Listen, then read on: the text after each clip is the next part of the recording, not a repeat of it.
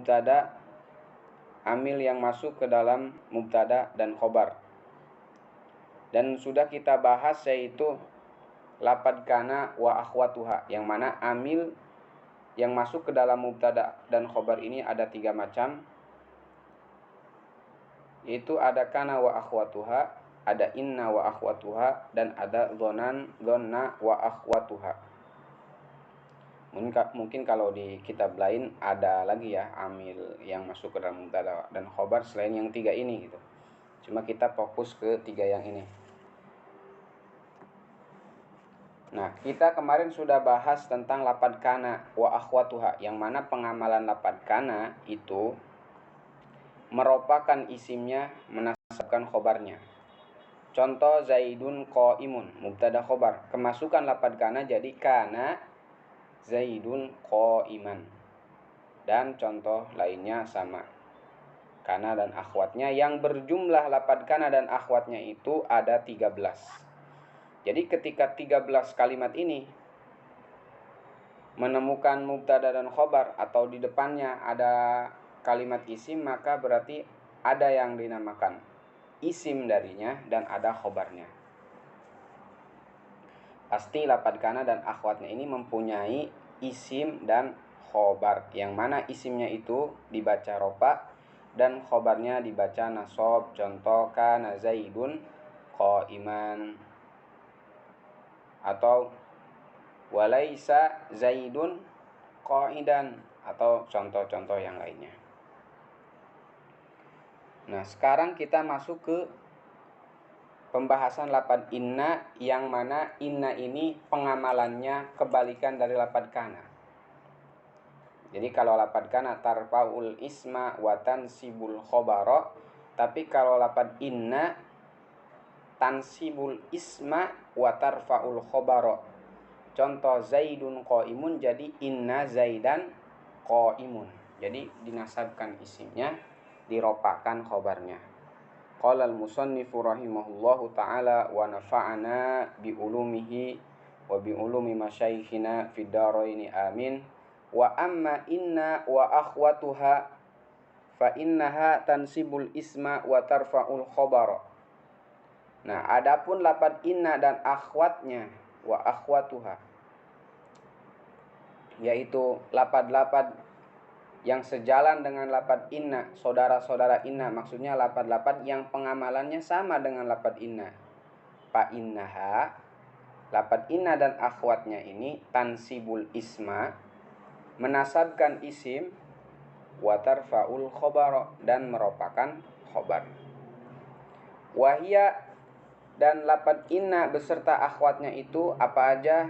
Inna, satu lapad inna itu sendiri, wa anna kedua lapad anna, walakinna ketiga lapad lakinna, wa ka'anna juga lapad ka'anna, walaita lapad laita, wala'alla dan lapad la'alla, berarti jumlahnya ada 6 huruf. Nah, yang mana lapad kana dan akhwatnya ada 13 huruf, sedangkan lapad inna dan akhwatnya ini ada 6 huruf. Contohnya seperti inna Zaidan qaimun. Nah, inna Zaidan qaimun.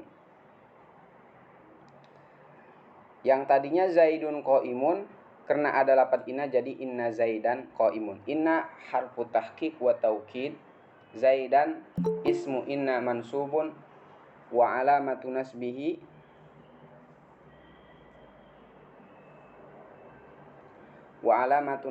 al-fathatu dhahirah.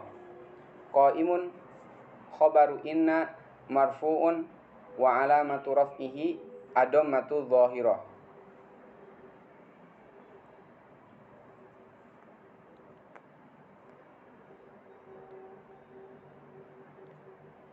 Atau contohnya lagi laita amron syakhisun, yang tadinya harusnya amrun syakhisun, karena ada lapad laita, laita amron syakhisun.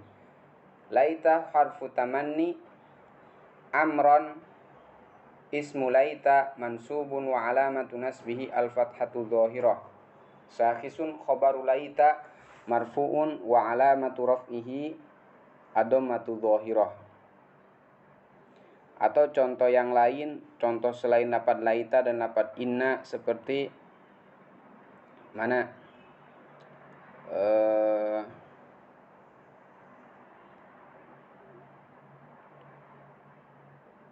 Mungkin contohnya nanti bersama ini apa namanya? Arti daripada huruf inna dan anna ini. Jadi mereka kalimat huruf dan semuanya itu ke-6 huruf ini mempunyai arti masing-masing. Jadi huruf untuk arti apa gitu. Nah, inna dan anna dari ke-6 ini, wa makna inna wa anna litaukidi. Nah, makna dari lafaz inna dan anna ini litaukid. Tujuannya itu karena untuk mentaukidkan, untuk memperkuat ucapan. Sehingga dengan adanya lafaz inna dan anna, maka orang yang berkata itu benar-benar serius. Sangat minim menghilangkan sifat kebohongan, jadi benar-benar dia serius mau jujur itu dengan lafaz inna dan anna. Sehingga tidak ada kebohongan dan tidak ada kemungkinan maknanya majaz. Jadi maknanya hakikat dengan adanya lafaz inna dan anna. Ya contohnya seperti tadi, inna zaidan qaimun. Jadi kalau mengatakan zaidun qaimun, nah itu masih belum kuat. Maka dengan inna zaidan qaimun diperkuat dengan lafaz inna. Jadi ketika orang yang diajak ngobrolnya ini, dia nanya, Zaid di mana? Zaidun qaimun. Zaid itu sedang berdiri. Nah, kemudian orang yang bertanya itu tidak percaya. Nah, kita perkuat lagi Pak dengan lafaz inna. Inna zaidan qaimun. Iya, sesungguhnya Zaid itu berdiri. Nah, seperti itu.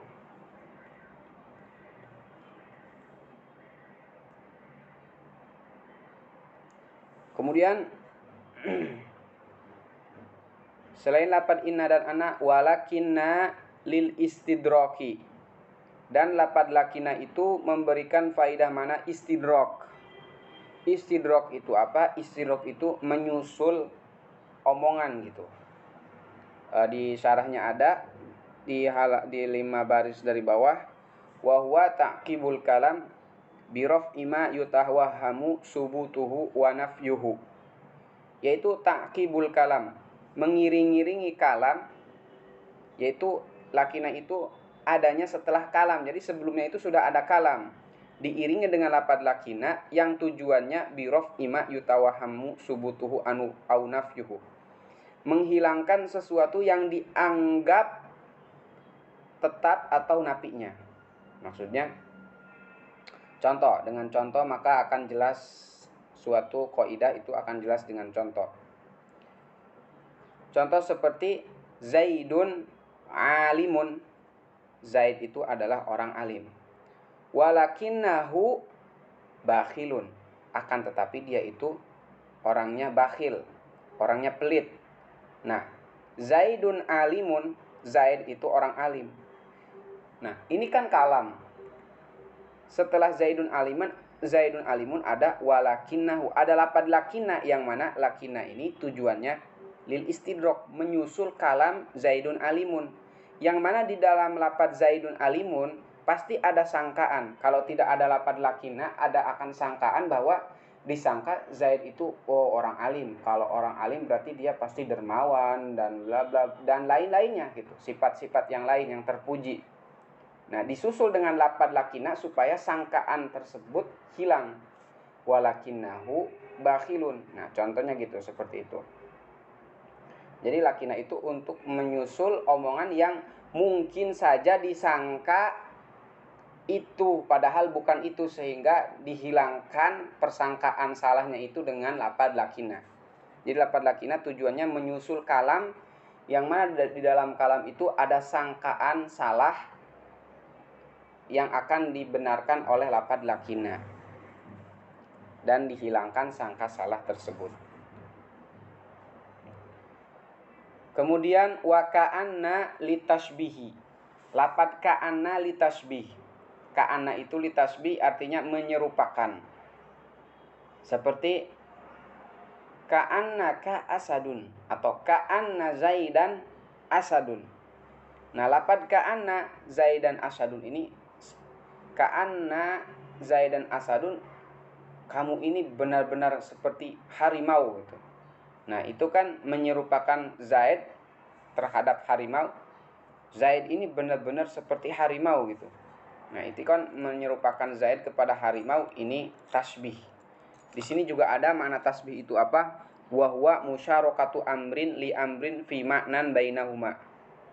Tasbih itu musyarakatu amrin, membersamakan atau menyamakan suatu perkara li amrin terhadap perkara yang lain. Contoh ka'anna Zaidan asadun, menyerupakan Zaid kepada Asad fi maknan bainahuma, karena ada makna yang mengumpulkan antara Zaid dan Asad. Jadi Zaid itu orangnya gagah, orangnya pemberani, orangnya hebat, sehingga diumpamakan ke Asad, harimau, yang mana daripada sifat harimau itu adalah gagah, hebat, karena dia adalah raja hutan. Sehingga ka'anna Zaidan asadun ini disebutnya tasbih, yaitu musyarakatu amrin di amrin fi ma'nan bainahuma, menyerupakan Zaid kepada Asad dari arah ada makna yang mengumpulkan, yaitu syaja'ah. Zaid itu syaja'ah, pemberani, hebat. Asad juga sama. Itu namanya tasbih. Atau contoh yang lain seperti ka'anna Fatimata qamarun gitu. Seakan-akan, atau ka'annaka, sungguh kamu itu bagaikan sungguh Fatimah itu bagaikan bulan, yaitu fil husni, atau di dalam keindahannya itu bagaikan bulan. Itu kan menyerupakan satu perkara terhadap perkara karena ada makna yang mengumpulkan di antara dua perkara tersebut, yaitu pengamalan lapad salah satu daripada arti lapad ka'anna. Nah, maka pengamalannya itu lapad ka'anna dan juga tadi lapad lakina sama dengan inna. Jadi man tansibul isma wa tarfa'ul khobaro, yang harusnya Zaidun asadun jadi ka'anna Zaidan asadun. Walaita litamanni, dan makna lapad laita itu litamanni. Apa itu tamanni? Wa huwa talabu ma la tama'a fihi au ma fihi usrun. Laita itu yaitu talabu ma, untuk menginginkan sesuatu la tama'a fihi, menginginkan sesuatu yang tidak pantas diinginkan. Artinya menginginkan sesuatu yang tidak mungkin terjadi atau sesuatu yang mustahil. Au ma fihi usrun, atau mungkin terjadi tapi sangat minim gitu, sangat sulit untuk terjadi tapi mungkin terjadi. Nah, itu lapad laita. Jadi lapad laita itu bermakna dengan lapad laita, yaitu sesuatu yang diraih oleh lapad laita itu mustahil terjadi atau mungkin terjadi cuma minim kemungkinan. Contoh seperti contoh yang maklum itu laitas syababa ya'udu yauman. Laitas syababa ya'udu yauman, sungguh aku berharap sifat muda, atau laitas syababa, sifat muda, ya. Dia berharap syabab, yaitu sifat muda, yang udu yauman, kembali di suatu hari. Sedangkan kan kalau orang sudah tua tidak mungkin muda lagi gitu. Itu kan sesuatu yang mustahil, tidak mungkin dia kembali ke masa muda dia. Nah, itulah lapad laita, menginginkan sesuatu yang mustahil terjadi atau mungkin terjadi tapi ya minim kemungkinan. Nanti i'rabnya seperti laita syababa ya'udu yauman. Laita harfu tamanni, asyababa ismu laita mansubun wa alamatu nasbihi al-fathatu dhahirah. Kemudian ya'udu fi'lun mudhari'un marfu'un wa alamatu raf'ihi ad-dhammatu dhahirah. Wa fa'iluhu dhamirun mustatirun taqdiruhu huwa ya'udu ala syabab. Yauman dzarfun mansubun wa alamatu nasbihi al-fathatu dhahirah. Wa jumlatul fi'li wal fa'il fi mahalli raf'i khabaru laita. Oh, yang tadi juga seperti lapad apa yang belum di-i'rab, lapad lakina ya tinggal disebutin. Lakina seperti Zaidun alimun. Zaidun mubtadaun marfu wa alamatu raf'i adhamatu dhahirah. Alimun khabarun marfu wa alamatu raf'i adhamatu dhahirah. Seperti lakinnahu bakhirun. Lakinna harful istidrak. Hu atau ha domirun mutasilun mabniun ala dhammi fi mahalli nasbi ismu lakinna. Bakhilun khabaru lakinna marfu'un wa alamatu raf'ihi adhamatu dhahirah.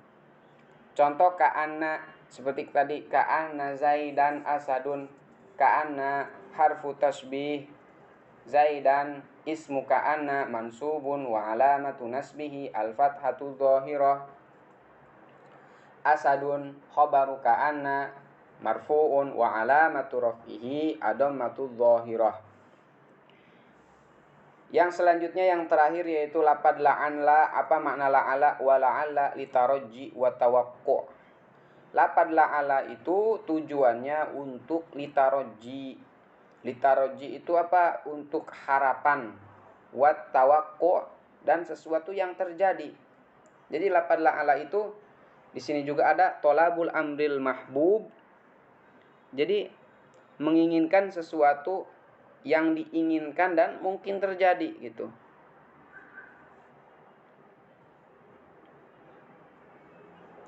Contoh seperti la'allal habiba qadimun. Sangat ingin al-habib kekasih qadimun itu datang. Ingin sekali kekasih itu datang. Nah, la'alla ini huruf taraji, al-habiba ismu la'ala mansub wa alamatu nasbihi al-fathatu dhahirah. Qadimun khabaru la'ala marfu'un wa alamatu raf'ihi adhammatu dhahirah. Terus mana watawaku di sini ada. Watawaku ini maksudnya al-isfaq, al-khaufu minal makruh. Apa? Khawatir, takut dari sesuatu yang tidak diinginkan. Mana? La'ala zaidan halikun. Jadi khawatir Zaid itu halikun, meninggal, celaka. Nah, lapad la'ala di sini harfu tawaqqa, Zaidan mansubun atau ismu la'ala mansub wa alamatu nasbi al-fathatu dhahirah. Halikun khabaru la'ala marfu wa alamatu raf'ihi adhamatu dhahirah. Jadi di sini makna litarajji itu artinya menginginkan sesuatu yang diinginkan, yaitu dan sesuatu tersebut ya mungkin terjadi dan biasa terjadi. Dan juga lapad la'ala ini mempunyai makna taroji juga, yang di sini diartikan bukan taroji, apa yang kedua, tawaku, yang mana di sini tawaku ini diartikan sebagai al khaufu minal makruh, ketakutan atau kekhawatiran dari terjadinya sesuatu yang tidak diinginkan, sesuatu makruh yang dibenci, yang tidak diinginkan, seperti la'ala zaidan halikun. Yang intinya semua lapad inna dan akhwatnya ini pengamalannya tansibul isma wa tarfa'ul khobaro, menasabkan isimnya dan meropakan khobarnya yang masuk ke dalam mubtada dan khobar. Yang tadinya semua contoh yang setelah disebutkan awalnya kalau tidak ada huruf yang 6 ini jadi mubtada khobar, karena ada 8 huruf 6 ini maka berubah menjadi isim dari inna dan akhwatnya dan juga menjadi khobarnya. Dan semuanya mempunyai makna masing-masing. Lapad inna dan anna li taukid untuk memperkuat kalam, lapad lakina untuk menyusul kalam sehingga menghilangkan sangka salah daripada kalam sebelumnya. Terus wa ka'anna li tasbih, lapad ka'anna itu tujuannya untuk menyerupakan, menyamakan antara satu perkara dengan perkara yang lain. Lapad laita yaitu menginginkan sesuatu yang mustahil atau sesuatu yang sulit untuk terjadi.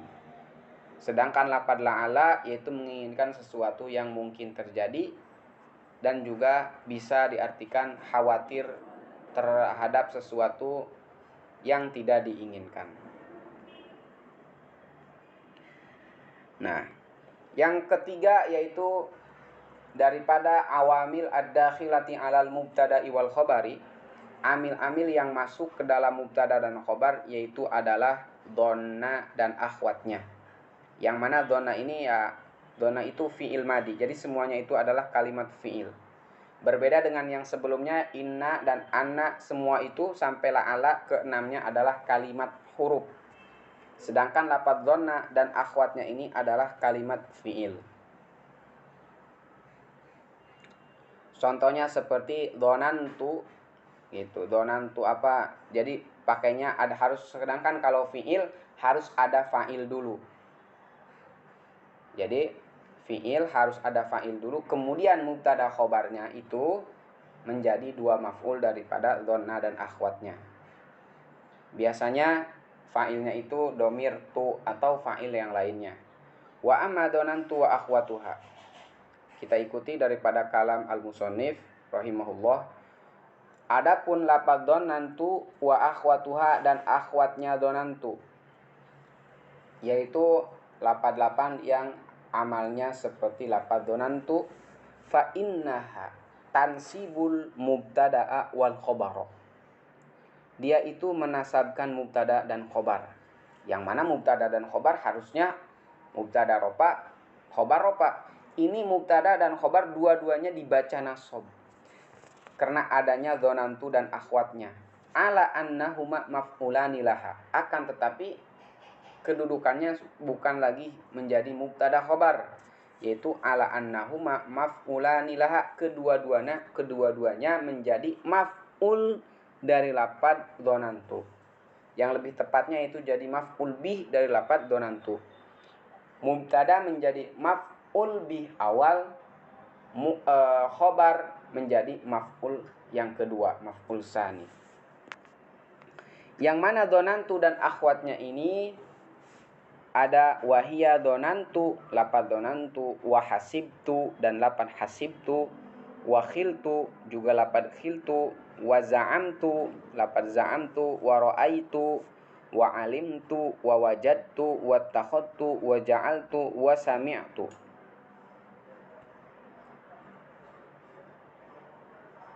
Di sini ada 10 kalimat ya. Dhonantu wa hasibtu 2, wa khiltu 3, wa za'amtu 4, wa ra'aitu 5, wa alimtu 6, wa wajadtu 7, wa takhadtu 8, wa ja'altu 9, wa sami'tu ada 10 huruf. Taqulu, contohnya seperti dhonantu zaidan muntaliqan, wa khiltul hilala laihan, wa ma asbaha dzalika. Yang tadinya zaidun muntalikun mubtada khobar dua-duanya rofa, jadi dhonantu zaidan muntaliqan. Al hilalu laihun, jadi wa khiltul hilala laihan. Jadi nanti i'rabnya dhonantu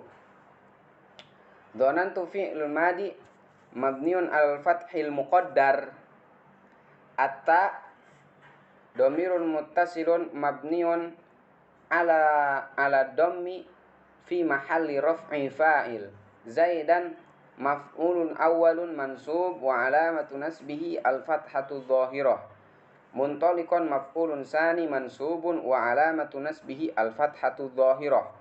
Begitu pula pada khiltu fi'lun madi mabniun al fathil muqaddar, atta dhamirun muttasilun mabniun ala dhammi fi mahalli raf'i fa'il. Al hilala maf'ulun awwalun mansubun wa alamatu nasbihi al fathatu dhahirah. Al laihan maf'ulun tsanin wa alamatu mansubun wa alamatu nasbihi al fathatu dhahirah.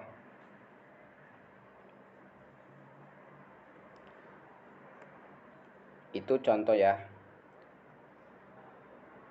Dan contoh-contoh yang lainnya seperti di sini ada contohnya za'amtu bakron sodiqon, wa hasibtul habiba qadiman, wa ra'aitu sidqa munjian, wa alimtul jauda mahbuban, wa wajadtul ilma nafi'an. Yang mana 10 kalimat ini sebenarnya terbagi dari segi makna gitu. Ada yang bermakna syak, ada yang bermakna yakin gitu. Jadi yang dari 10 ini ada fi'lul yakin, ada fi'lul syak. ada yang bermakna ragu, jadi enggak yakin. Ada yang bermakna yakin. Yang mana donantu dan hasibtu ini artinya sangkaan. Donantu aku menyangka. Seperti donantu Zaidan muntolikon, aku menyangka Zaid itu pergi. Jadi sangkaan. Jadi disebutnya af'alus syak. Jadi dari yang 10 ini ada yang dari golongan af'alus syak, ada af'alul yakin. Atau disebut juga af'alur rujhan, bukan syak juga sih, rujhan. Atau semuanya ini donantu dan akhwatnya disebut dengan af'alul qulub, fi'il hati. Donantu wa hasibtu ini artinya aku menyangka, wa hasibtu menyangka, wa khiltu juga menyangka, wa za'amtu. Nah, wa za'amtu kadang menyangka, kadang juga yakin. Wa ra'aitu yang artinya yakin, soalnya wa ra'aitu aku melihat. Kalau hasibtu, khiltu, za'amtu, donantu itu artinya menyangka. Kalau wa ra'aitu aku melihat berarti yakin, memberikan faidah yakin. Wa alimtu aku tahu. Tahu berarti memberikan faidah yakin. Wa wajadtu aku menemukan, berarti yakin juga. Wa takhadtu aku menjadikan, yakin juga. Wa ja'altu menjadikan. Wa sami'tu aku mendengar. Yang contohnya semuanya ada seperti za'amtu bakron sodikon. Aku mengetahui atau aku menyangka Bakar itu adalah sodikon, seorang teman yang setia. Wa hasibtul habiba qadiman. Aku menyangka bahwa kekasih itu telah datang. Wa ra'aitu sidqa munjian. Aku melihat kejujuran itu bisa menyelamatkan. Wa alimtul jauda mahbuban. Aku tahu al-juda kedermawanan itu mahbuban sangat disukai. Wa wajadtul ilma nafi'an. Aku menemukan ilmu itu bermanfaat. Wa takhadtu bakron sodikon. Aku menjadikan Bakar sebagai teman. Wa ja'altu tina ibrikon. Aku menjadikan tin yaitu tanah liat, ibrikon sebagai kendi yaitu wadah air itu kendi. Jadi i'rabnya semua sama, yaitu semuanya sama i'rabnya, yaitu fiilnya adalah fi'lun madi mabniun alal fathil muqaddar, terus taknya itu dhamirun muttasilun mabniun ala dhammi fi mahalli raf'i fa'il. Kemudian lafaz yang pertama maf'ulun awal mansub wa alamatun nasbihi al fathatu dhahirah. Lafaz yang kedua maf'ulun tsani mansub wa alamatun nasbihi al fathatu dhahirah.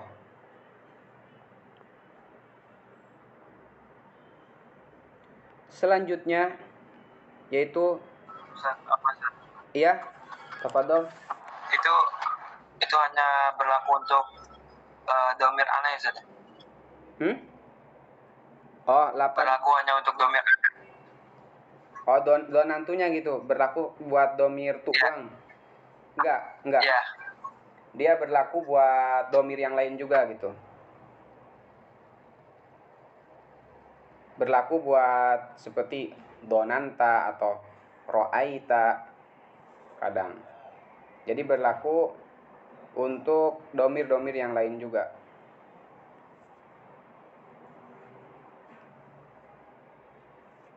Tapi untuk ro'aita kadang kan ro'aitu kadang maf'ulnya satu. Tapi yang dimaksud ro'aitu di sini ro'aitu yang dianggapnya itu bermakna yakin gitu. Jadi termasuk fi'il qulub. Jadi tetap bisa di domirnya itu bukan berarti harus donantu. Kalau donanta nggak beramal, sama masih beramal. Cuma di sini emang biasanya dicontohkannya dengan donantu.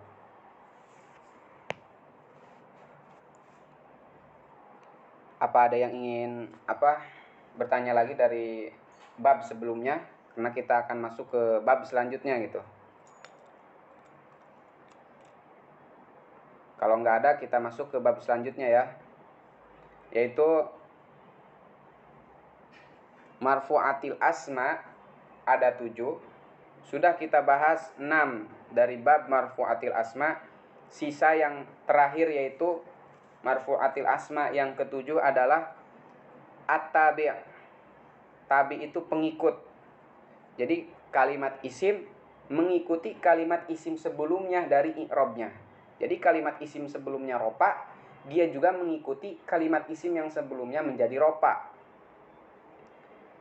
Yang mana tabi ini ada 4, yaitu ada na'at, ada atop, ada taukid, dan juga ada badal.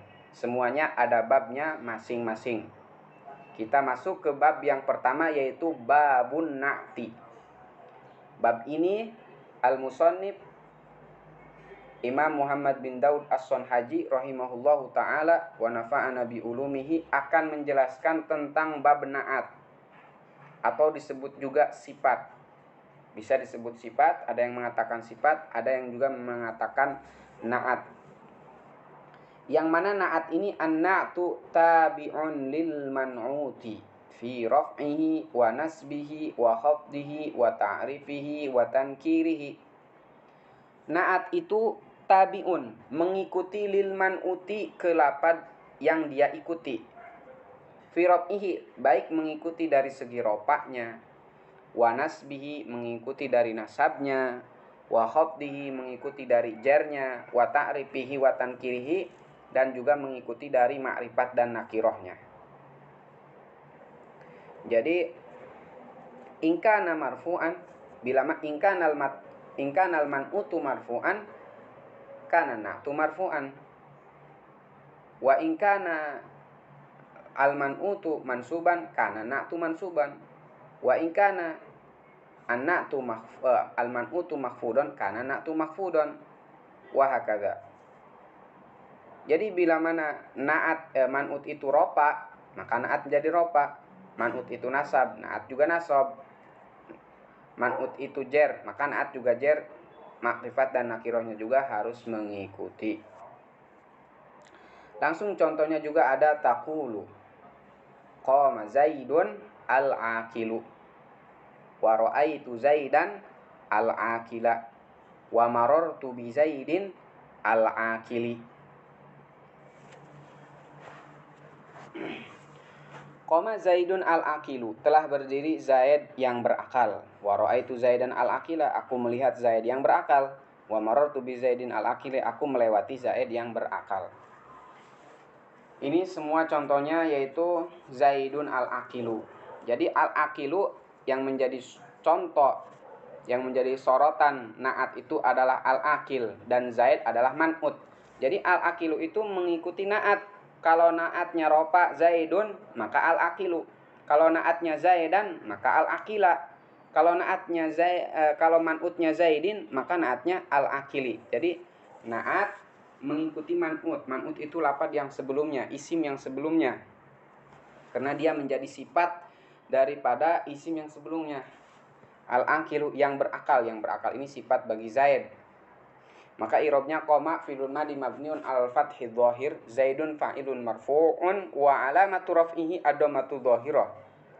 Al-aqilu na'tun marfu'un atau na'tun li Zaidin marfu'un wa alamatu raf'ihi ad-dhammatu dhahirah. Contoh lafaz ra'aitu fi'lun madi mabniun al fathil muqaddar, atta domir muttasil mabniun ala dhammi fi mahalli raf'i fa'il. Zaidan maf'ulun bihi mansub wa alamatu nasbihi al-fathatu dhahirah. Al-aqila na'tun li Zaidin mansubun wa alamatu nasbihi al-fathatu dhahirah. Terus wa marartu bi Zaidin al-aqili, marartu fi'lun madi mabniun al-fathil muqaddar tu. Atta domirun muttasilun mabniun ala dhammi fi mahali raf'i fa'il. Zaidan maf'ulun bihi mansub wa alamatu nasbihi al-fathatu dhahirah. Bi Zaidin ya, salah. Afwan. Bi Zaidin ba harfu jar, Zaidin majrurun bil ba wa alamatu jarrihi al-kasratu dhahirah. Al-aqili na'tun li Zaidin majrurin wa alamatu jarrihi al-kasratu dhahirah. Yang mana ketiga-tiga contoh ini disebutnya na'at hakiki. Karena na'at itu terbagi dua. Ada na'at hakiki, ada naat sababi. Beda ya, ada naat hakiki, ada naat sababi. Bedanya naat hakiki dan naat sababi. Kalau naat hakiki, nah ini contohnya semua Zaidun al-akilu.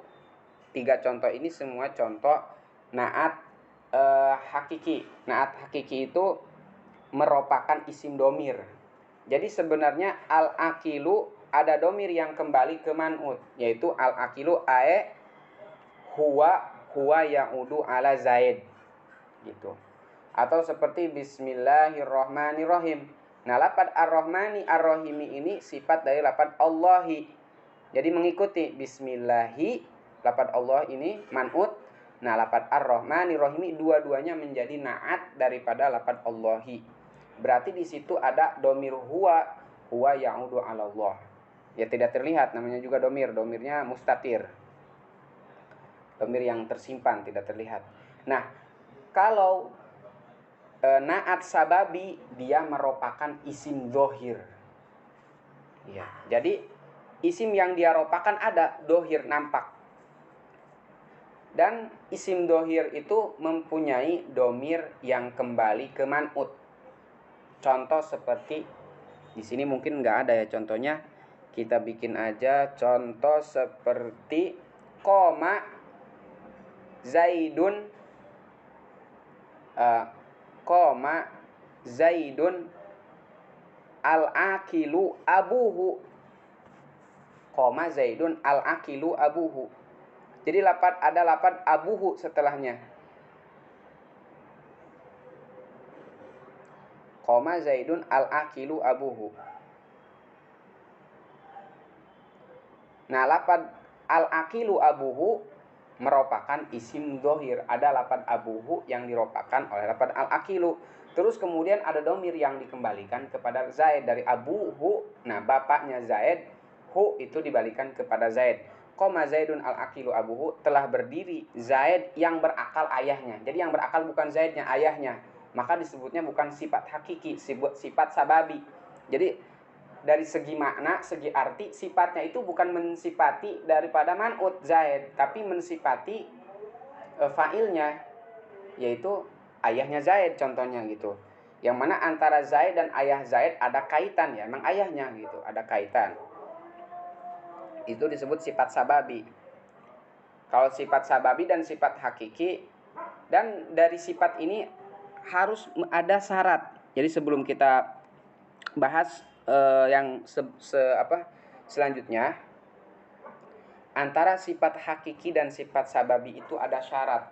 Apa syaratnya? Jadi kalau sifat hakiki, contoh yang ini, koma Zaidun al-akilu. Kita fokus ke contoh yang ada, koma Zaidun al-akilu. Nah, sifat hakiki itu harus mempunyai syarat 4 dari 10. Harus mempunyai apa? Syarat 4 dari 10. Nah, 4 dari 10 itu apa? Mungkin kita nggak bahas sifat sababi ya, karena mungkin agak rumit. Kita sebenarnya nggak rumit juga, cuma syarat 2 dari 5 gitu. Sifat sababi itu 2 dari 5. Cuma yang biasa kepake sifat hakiki, kita fokus bahas sifat hakiki aja, yaitu mempunyai syarat 4 dari 10. Syarat 4 dari 10 itu maksudnya apa? Jadi ada 10 kemungkinan yang mana antara sifat, antara naat dan man'ut itu harus ada persamaan mengambil 4 daripada 10 kemungkinan itu. 10 itu apa? Pertama dari segi i'rab. Ropa, nasab, jer. 3, berarti sudah 3 tuh. Kemudian dari segi jumlah. Mufrad, tasniyah, jamak. 3 tambah 3, 6. Kemudian mu'annas atau mudzakkar. 6 tambah 2, 8. Tambah 2 lagi ma'rifat dan nakiroh. Berarti jumlah 10. Nah, dari 10 itu antara naat dan man'ut itu harus mempunyai 4 syarat dari 10. Yang mana contoh seperti Zaidun al-akilu. Dari segi i'rab, dia ropa 1. Dari segi jumlah, dia mufrad, menunjukkan 1, bukan 2 atau bukan jamak. 2. 3. Dari segi mudzakkar atau muannas, laki-laki atau perempuan, dia adalah mudzakkar, laki-laki. Terakhir, keempat, ma'rifat apa nakiroh. Dia di sini adalah ma'rifat. Nah, berarti mendapat syarat 4 dari 10. Gitu. Di sini berarti syaratnya itu mendapat 1 ropa, kedua mufrad, ketiga mudzakkar, keempat ma'rifat. Jadi dari yang 10 tadi disebutkan itu harus ada 4 dari 10. Yang mana yang 10 itu ulang lagi, ropa, nasab, jer, mufrad, tasniyah, jama', mudzakkar, muannas, ma'rifat, nakiroh. Nah, itulah 10 dan harus mengambil 4. Di sini Zaidun al-aqilu yang sama ropa. Kemudian mufrad, kemudian mudzakkar. Yang terakhir yaitu adalah ma'rifat. Nah, itu berarti harus mencari 4. Wa ra'aitu Zaidan al-aqila juga sama. Di sini cuma nasab, seterusnya sama.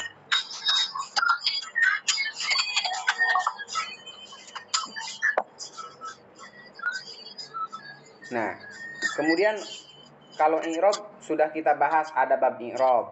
Kemudian mufrad, tasniyah, jama', ya maksudnya mufrad artinya 1, tasniyah 2, jama' itu lebih dari 2. Kemudian mudzakkar dan muannas, mudzakkar artinya laki-laki, muannas perempuan. Nah, yang belum dibahas itu apa sih ma'rifat dan nakiroh?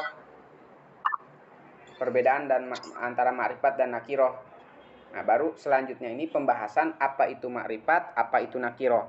Diawali dengan ma'rifat. Wal ma'rifatu khamsatu asya'a. Ini ada yang hidup suaranya. Mau bertanya atau gimana, silakan. Ada yang mau bertanya? Kalau enggak, ana lanjut ya. Wal ma'rifatu khamsatu asya'a. Jadi isim ma'rifat, apa sih itu isim? Apa sih yang disebut dengan ma'rifat?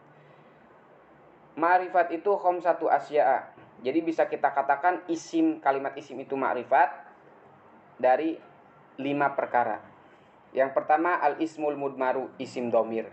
Jadi semua isim domir itu hukumnya ma'rifat.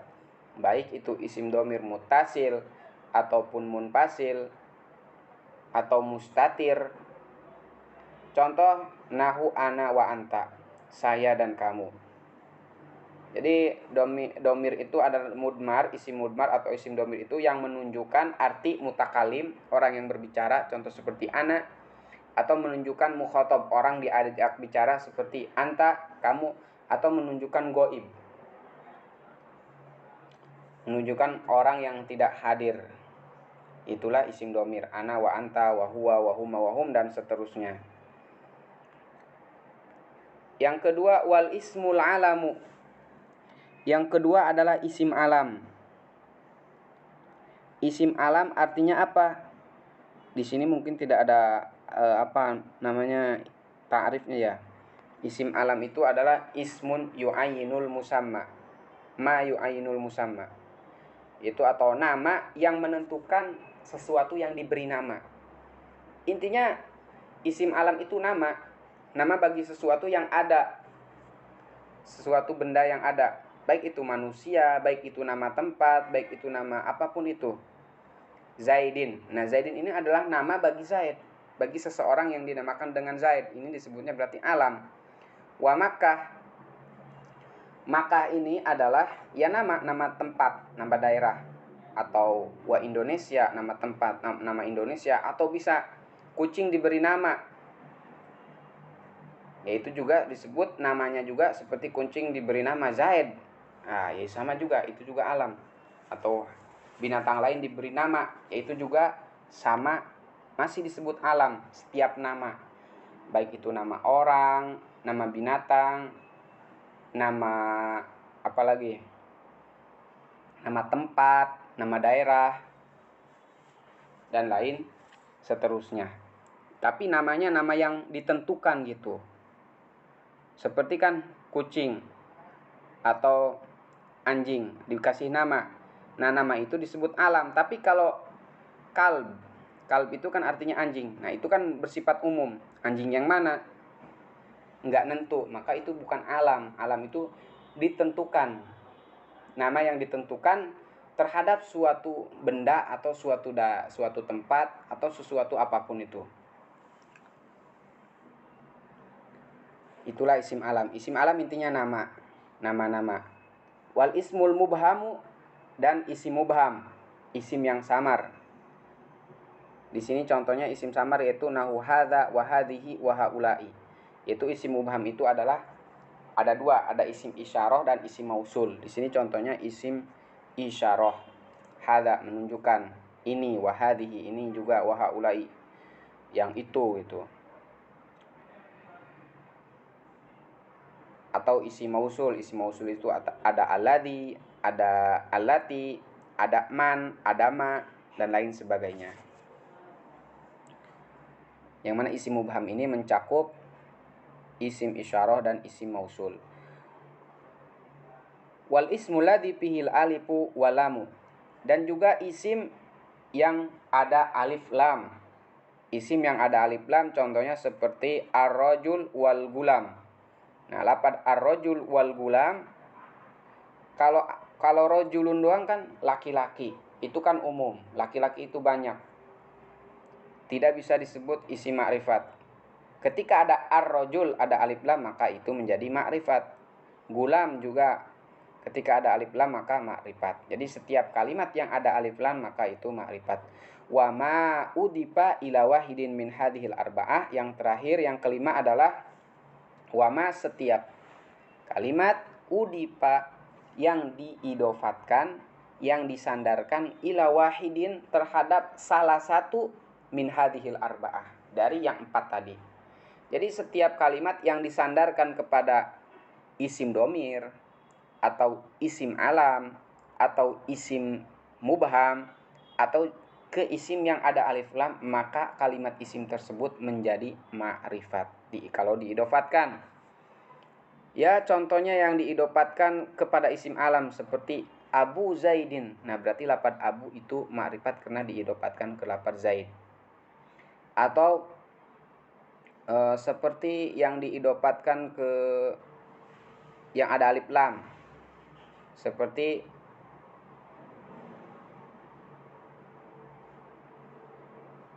gulamur rajuli. Gulamu kan nakirah, tidak ada alif lam, diidofatkan ke yang ada alif lam. Gulamur rajuli, ar-rajuli, gulam ar-rajul. Berarti itu lafaz gulam juga ikut menjadi ma'rifat karena diidofatkan kepada isim ma'rifat. Intinya setiap kalimat yang diidofatkan ke isim ma'rifat juga dia menjadi ma'rifat. Nah, inilah jumlah kesimpulan dari 5 isim ma'rifat. Yang pertama isim alam, yang kedua isim mubham, yang ketiga isim yang ada alif lam. Ulang lagi. Yang pertama isim domir, yang kedua isim alam, yang ketiga isim mubham, yang keempat isim yang ada alif lam, dan yang terakhir adalah isim yang diidofatkan ke 4 yang tadi di atas. Nah, terus itu ma'rifat. Terus kalau nakirah itu apa? Wan nakiratu kullu ismin syai'in fi jinsihi la yukhtassu bihi wahidun duna akhara. Jadi kalimat isim nakirah itu kullu ismin, setiap kalimat isim syai'in yang masyhur, yang umum fi jinsihi di dalam jenisnya. Jadi dia umum dan masyhur di dalam jenisnya. La yukhtassu bihi wahidun duna akhara, dan tidak ditentukan terhadap sesuatu yang satu tidak dengan yang lain. Jadi tidak ditentukan. Nah, itu isim nakiro. Jadi isim nakiro itu isim yang bermakna umum di dalam jenisnya. Beda dengan kalimat isim yang tadi, yang 5 tadi. Ya mungkin bisa dijadikan patokan setiap kita mengetahui isim ma'rifat yang 5 tadi, maka selain yang 5 tadi itu disebut nakiro. atau wa taqribuhu, pendekatan untuk mengetahui isim nakiro itu kullu ma sholaha dukhulul alifi walami alaihi. Jadi isim nakiro itu pendekatannya setiap kalimat isim yang pantas kemasukan alif lam terhadapnya, maka itu disebut nakiro. Jadi setiap isim yang pantas masuk alif lam maka itu adalah nakiro. Contoh seperti ar-rajul wal gulam. Jadi ketika tidak ada alif lam, rojulun ini berarti adalah nakiro. Kenapa? Karena rojulun bisa kemasukan alif lam, bisa ar-rojulu. Gulamun juga nakiro, bisa kemasukan alif lam, al-gulam. Jadi patokannya bisa kemasukan, bukan kemasukan. Tapi kalau sudah ada alif lam, nah otomatis itu mah makrifat. Tapi kalau tidak ada alif lam, bisa mungkin kemasukan alif lam, maka itu nakiro. Seperti imro'atu atau mar'atun, al mar'atu, bukan, berarti dia adalah nakiro.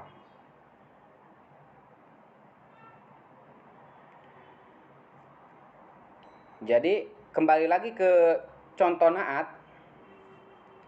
Naat itu kan sebagaimana tadi kita bahas,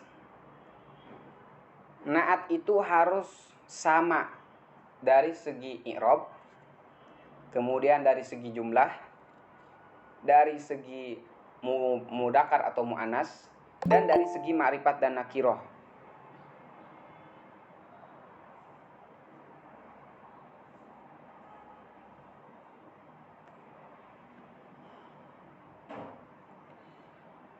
Nah, dari segi ma'rifat dan nakirah juga. Nah, contoh yang tadi koma zaidun al-aqilu, ini dua-duanya ma'rifat. Antara na'at dan man'ut harus sama dari segi ma'rifat atau nakirah. Di sini sama dari segi ma'rifat. Zaidun adalah alam, ma'rifat karena adalah alam. Al-aqilu juga ma'rifat karena adalah adanya alif lam. Atau seperti bismillahirrahmanirrahim, lafaz Allah adalah alam. Maksudnya alam itu bukan berarti alam, maksudnya nama. Kemudian ar-rahmanirrahim juga ma'rifat karena ada alif lam. Bahkan lafzul jalalah, lafaz Allah itu terkenal dengan a'raful ma'arif. Jadi paling ma'rifatnya isi ma'rifat itu adalah lafzul jalalah, lafaz Allah. Jadi isi ma'rifat ini derajatnya beda-beda. Ada yang ma'rifatnya rendah, ada yang lebih tinggi. Nah, isi ma'rifat yang paling tinggi derajatnya yaitu adalah lafzul jalalah, lafaz Allah. Jadi itu paling ma'rifatnya isi ma'rifat. Bahkan Imam Sibaweh itu ulama nahwu yang sangat terkenal. Mungkin beliau itu dari golongan tabi'in. Muridnya Imam Khalil bin Ahmad. Dari imamnya ulama ahli Basrah. Nah, itu ketika beliau wafat, beliau dimimpikan oleh seorang ulama, ditanyakan, "Bagaimana keadaanmu setelah wafat?" Kata beliau, "Aku diampuni dosanya." Kenapa diampuni dosanya? Kata beliau, "Karena aku pernah berkata bahwa paling ma'rifat isi ma'rifat adalah lafzul jalalah, lafaz Allah." Itu Imam Sibaweh. Imam Sibaweh itu imamnya ahli nahwu dari kalangan ulama ahli Basrah. Karena kan maklum bahwa ilmu nahwu itu terbagi dua golongan yang sering berbeda pendapat, yaitu antara ulama ahli Basrah dan ulama ahli Kufah. Ulama ahli Basrah dipimpin oleh Imam Sibaweh. Ulama ahli Kufah dipimpin oleh Imam Kisai.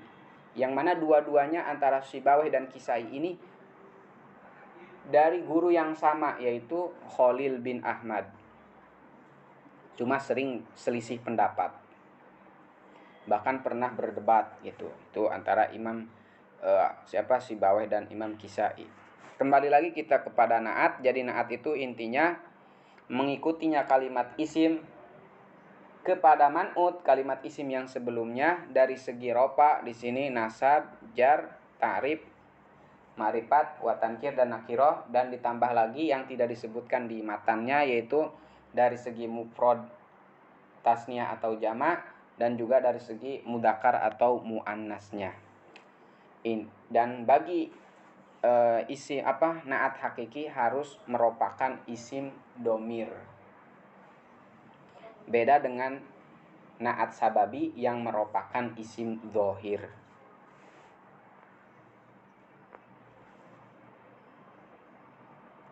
Nah, yang kedua itu adalah babul atfi. Jadi yang kedua daripada tabi itu ada 4. Ada naat, ada atof, ada taukid, ada badal. Dan yang kedua adalah atfi, atof. Babul atfi, bab ini akan menjelaskan tentang atof. Al-muradu bihi atfun nasaki. Yang dimaksud atof di sini adalah bab atof nasak. Jadi atof itu terbagi 2 sebenarnya. Sebenarnya ada atof nasak, ada atof bayan. Tapi yang dijelaskan di dalam kitab Jurumiyah dan yang dimaksud di dalam babul atfi ini hanya atof nasak, tidak menjelaskan atof bayan. Kalau atof bayan itu ada penjelasannya di kitab-kitab yang lebih tinggi, di kitab-kitab yang lebih luas penjelasannya. Kalau di sini hanya menjelaskan tentang atof nasak. Apa perbedaan antara atof nasak dan atof bayan? Atof nasak itu antara tabi dan matbu ada pelantara huruf atof gitu. Seperti ja'a Zaidun wa Amrun. Jadi antara Zaidun dan Amr dipelantara oleh waw, ada huruf atof, yaitu di situ waw. Ja'a Zaidun wa Amrun, ada huruf atof. Sedangkan atof bayan itu tidak dipelantarai oleh huruf atof, dan mungkin penjelasannya itu tidak kita bahas di sini, nanti itu adanya di pembahasan kitab yang lebih luas. Wa huruful atfi asyaratun. Jadi dikarenakan yang dimaksud babul atfi ini adalah atof nasak, sedangkan atof nasak itu antara tabi dan matbu harus dipelantarai, harus ada huruf-huruf atof, maka di sini al-musannif rahimahullahu taala langsung menyebutkan huruf-huruf atof tersebut. Wa huruful atfi asyaratun. Yang mana huruf atof itu ada 10. Wahia, yang pertama adalah al-waw, wal fa'u, yang kedua fa, wa summa, wa au, wa am, wa imma, wa bal, wala, walakin, wa hatta. Jadi ada 10 kalimat huruf, yaitu huruf atof. Al-wawu, wawu contohnya seperti di sini jaa Zaidun wa Amrun, telah datang Zaid dan Amr. Nah, jaa fi'il madi mabniun al-fathi dhahir, Zaidun fa'ilun marfu'un wa alamatu raf'i ad-dhammatu dhahira, wawu harfu atfin, al-wawu harfu atfin, Amrun ma'tufun ala Zaid marfu'un wa alamatu raf'i ad-dhammatu dhahirah. Terus fa contohnya jaa Zaidun fa Amrun gitu. Jaa Zaidun fa Amrun. Jaa fi'lun madi, terus Zaidun sama i'rabnya seperti tadi. Fa harfu atfin, Amrun ma'tufun ala Zaid gitu. Summa juga bisa contohnya yang tadi lah, sama seperti jaa Zaidun summa Amrun. Nah, tapi antara waw, fa dan summa ada perbedaan dari segi makna. Kalau wawu itu jaa Zaidun wa Amrun, telah datang Zaid dan Amr. Jadi datangnya itu secara bersamaan. Secara bersamaan, bisa juga secara tartib itu. Tapi kalau fa jaa Zaidun fa Amrun, berarti datangnya itu tidak bersamaan. Ada tartib tarohi, jadi tartib tapi agak ada selang sedikit. Jaa Zaidun fa Amrun, telah datang Zaid fa Amrun, kemudian baru datang amr gitu. Kalau lafaz summa lebih lama lagi tartib wa tarakhinya. Seperti jaa Zaidun summa amrun, telah datang Zaid summa amrun, jadi agak lama kemudian baru ada amr. Itu supaya lebih simpel aja gitu. Maksud waw itu ya secara bersamaan, fa itu antara Zaid wa amrunnya agak telat sedikit mungkin. Kalau summa agak lama antara Zaid dan amr datangnya gitu. Au contohnya jaa Zaidun au amrun. Kalau au kan tujuannya bisa kena ragu, yang datang itu Zaid atau amr, atau kan jadi bisa ragu, atau bisa artinya untuk memilih yang Zaid itu, yang datang itu Zaid atau amr gitu. Kalau au itu atau. Wa am juga sama seperti au, cuma bedanya apa ini, jaa Zaidun am amrun. Oh, di sini contohnya juga sama, telah datang Zaid apakah atau amr gitu. Ada juga lafaz imma. Imma ini contohnya dengan ayat Al-Qur'an paling bawah, fa imma mannan ba'du wa imma fidaa. Nah, lafaz imma ini sebenarnya diatopkannya itu selalu berbarengan dengan waw. Fa imma mannan ba'du wa imma fidaan. Jadi lafaz fidaan, imma fidaan itu imma fidaan. Fidaan ini dimaktubkan ke mannan. Yang mana lafaz fida wa imma fidaan ini dibarengi dengan waw atop. Gitu. Tetap dia itu tidak bisa sendiri. Tidak bisa imma sendiri menjadi huruf atop gitu, harus dibarengi dengan waw, wa imma. Bahkan pendapat yang mengatakan imma ini adalah huruf atop menurut syarah yaitu dhaifun. Menurut Mukhtasar Jidan di sini yaitu adalah pendapat yang dhaif, pendapat yang lemah. Warajihu annal atipal waw. Pendapat yang paling kuat itu bukan imma yang menjadi huruf atop, itu wawunya sebenarnya. Cuma antara huruf atop dan yang diatopkan itu terserang oleh lafaz imma gitu. Wa imma mannan ba'du wa imma fidaan. Menurut pendapat yang lemah, wa imma fidaan ini imanya yang huruf atop. Tapi menurut pendapat yang paling kuat sebenarnya wawunya yang menjadi huruf atop, karena ketika ada lafaz imma tapi tidak ada wawu maka dia tidak menjadi huruf atop. Tidak diatopkan gitu kalimatnya. Yang lafaz yang selanjutnya yaitu wabal. Bal contohnya maja Zaidun bal amrun.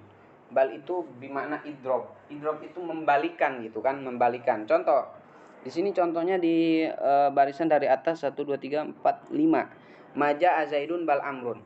Maja tidak datang. Maja Zaidun, Zaid tidak datang. Bal amrun melainkan adalah amr. Jadi membalikan kalimat, membalikan pemahaman ki Zaid tidak datang, dibalikan yang datang itu bukan Zaid, yaitu adalah amr. Ada juga la ini ya nafi, jaa Zaidun la amrun, telah datang Zaid la amrun, Umar tidak datang. Walakin bukan lakina ya, kalau lakina masuk ke amil nawasih. Kalau ini lakin, ma'aja Zaidun lakin amrun. Tidak datang Zaid lakin amrun, akan tetapi amr itu datang. Maknanya itu ya tadi. Wa hatta fi ba'dil mawadi, wa hatta. Dan lafaz hatta di sebagian tempat. Seperti akal tu sama kata hatta roksiha. Akal tu aku memakan as-sama kata memakan ikan hatta roksiha sampai kepala-kepalanya gitu.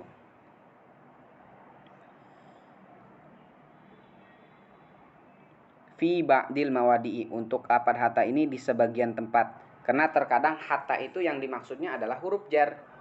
Itu ada hatta huruf jar, ada juga hatta huruf atop, ada juga hatta yang menasobkan fiil mudhari. Gitu. Maka contoh yang di sini akal tu sama kata hatta ro saha. Jadi lapad ro saha. Jadi tadi ana baca ro siha ya. Berarti ro siha itu kalau dijadikan huruf jar gitu. Hatta ro saha. Jadi lapad ro saha ini bisa dibaca hatta ro saha. Berarti ro hatta ini harfu atfin. Ro sa maktufun ala sama kata mansubun wa alamatun nasbih al fathatu dhahirah. Bisa dibaca hatta ro siha. Hatta harfu jarin berarti. Roksi majrurun bihatta wa alamatu jarhi al kasratu dhahirah. Jadi hatta itu terkadang dijadikan huruf atop, terkadang juga dijadikan huruf jar. Sehingga contoh yang tadi akal tu sama kata hatta bisa hatta roksiha dijadikan huruf jar, bisa dijadikan huruf atop hatta roksaha dibaca nasab. Yaitu fa'in atofta ala marfu'in rofa'ta. Yang mana atop ini jika kamu atopkan biha dengan huruf yang 10 tadi, huruf atop yang 10, waw, fa, summa dan lain-lain, ala marfu'in terhadap kalimat yang diropakkan, ropakta, maka kamu harus meropakkan juga. Aw ala mansubin nasobta, kalau diatopkan ke yang dinasobkan, maka nasobta, kamu harus menasobkan. Aw ala mahfudin khofatta, terhadap yang dijerkan, maka harus dijerkan juga kalimatnya. Au ala majzumin jazamta. Nah, kalau atop ini masuk kepada fiil juga, fiil. Beda kalau naat kan tadi membahas tentang ropa, nasab, jer doang. Kalau atop ini ada jazm juga. Contoh seperti fiil, nanti ada contohnya semua. Contoh ropa seperti koma zaidun wa amrun. Koma zaidun wa amrun. Qama fi'lun madi mabniun al fathi dhahir, zaidun fa'ilun marfu'un wa alamatu raf'ihi ad-dhammatu dhahirah, wa harfu atfin amrun ma'tufun ala zaid marfu'un wa alamatu raf'ihi ad-dhammatu dhahirah. Ini contoh yang ropa. Jadi amr itu harus ropa ikut dengan zaid. Wa ra'aitu zaidan wa amron. Ini contoh yang nasab. Amron harus ikut dengan man'ut zaidan atau maktuf. Maktuf alaih. Wa marartu bi zaidin wa amrin. Amrin maktuf ke zaidin. Atau contoh yang jazm, wa zaidun lam yakum wa lam yaq'ud. Zaidun mubtada'un marfu'un wa alamatu raf'i ad-dhammatu dhahirah. Lam harfu naf'in wa jazmin wa qalabin. Yakum fi'lun mudhari'un majzumun bilam wa alamatu jazmihi as-sukun. Wa fa'iluhu dhamirun mustatirun taqdiruhu huwa ya'udu ala zaid. Wa lam yaq'ud wa harfu atfin, lam harfu nafyin wa jazmin wa qalabin, yaq'ud majzumun wa alamatu jazmihi as-sukun. Wa fa'iluhu dhamirun mustatirun taqdiruhu huwa ya'udu ala zaid. Nah, itu jadi contoh jazmnya. Jadi intinya huruf atop atop ini atau atop nasak itu harus dipelantarai oleh 10 huruf ini. Maka dengan 10 huruf ini, maka kalimat isim itu diatopkan ke isim yang sebelumnya. Mengikuti dari segi i'rab, baik itu ropa, nasab, jar ataupun jazm. Mungkin untuk pembahasan pada hari ini cukup sekian. Insya Allah kita mungkin besok akan ada lagi. Kurang lebihnya